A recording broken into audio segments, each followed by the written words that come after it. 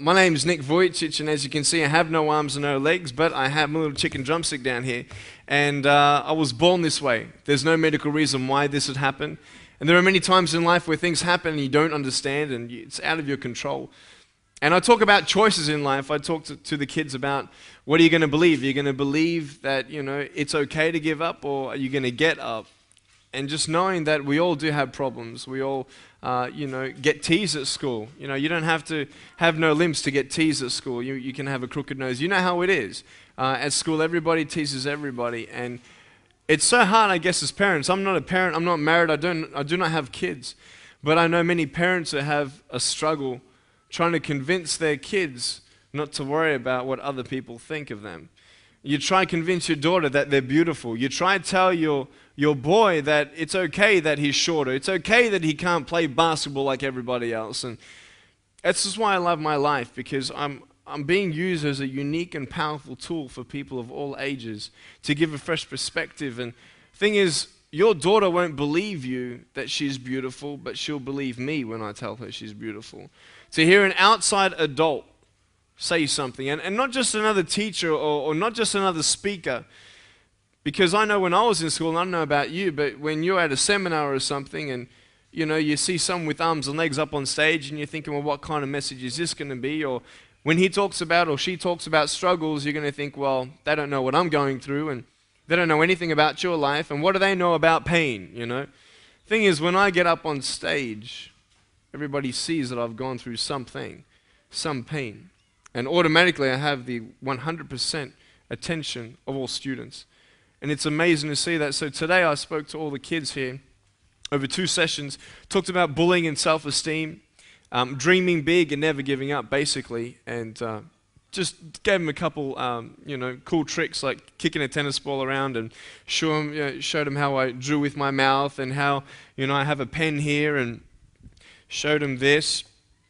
This is how I actually write with my foot down here, and I can actually write and draw and all that. I've actually learned how to do typing on a normal computer, 43 words a minute. I've done a double degree in accounting and financial planning. I'm a real estate investor. I'm a stock market investor. I'm a motivational speaker, preacher, and evangelist. I've spoken to 1.7 million people face to face across 12 nations in the last 4.5 years. It's been amazing, and I love my life. And, one of the things I talk to students is, can you be thankful? Can you be thankful? I had to have a choice of either be angry at the fact that I had no arms and no legs, or be thankful that I had my chicken drumstick. Or be thankful that I had, my BMW 7 Series. I'm going to take that to pimp my ride and, get some spinning rims on that and get a subwoofer on that. That would be pretty cool. But, we have a choice to be thankful, either to, give up or keep on going and do the best with what you got. I also told the students that it's not about being good at everything, but, basically doing your best. Just because you fail at something, it doesn't mean that you're a failure. And just because people tease you, it doesn't mean that it really matters how you look, because it's not how you look, it's who you are. And so just these basic values and principles actually change perspectives of lives. And I was just talking to some teachers who heard some feedback from some kids, and one boy said, Nick's giving me confidence. For a 5-6-year-old to say that, say that word and what that means, I don't know, but there was one little boy who came up to me and said, Nick, you're more of a man than I am. And I'm like, wow, and he's 6 years old, it's just amazing. And, they're going to talk about me for the next 2 weeks. You're going to see it when they get home. They're going to talk about it. And that's why I love my life, is because I found purpose.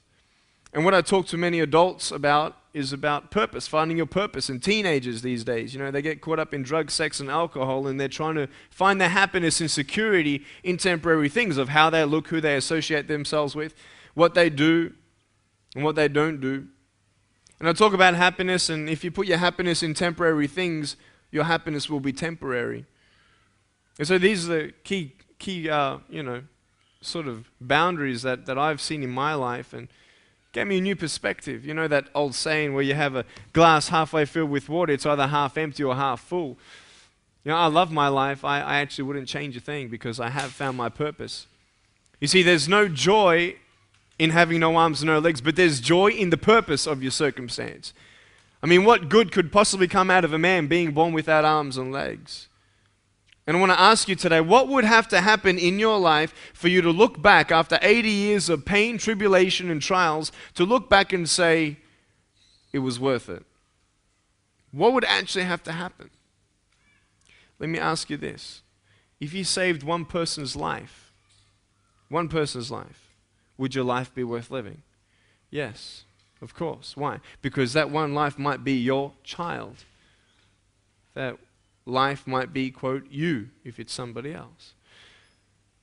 And what I want you to know is to never underestimate the power of your influence on your children. Do not ever underestimate the power of your influence on your children. Because yes, they're going to go through different scenarios and different seasons in life where they won't listen to you and they'll rebel against you and they'll get angry at you and they'll shout at you. And you're going to try and see that the boundaries sort of shift as they grow up. And I see in my life how my parents have treated me and what influence they were on me.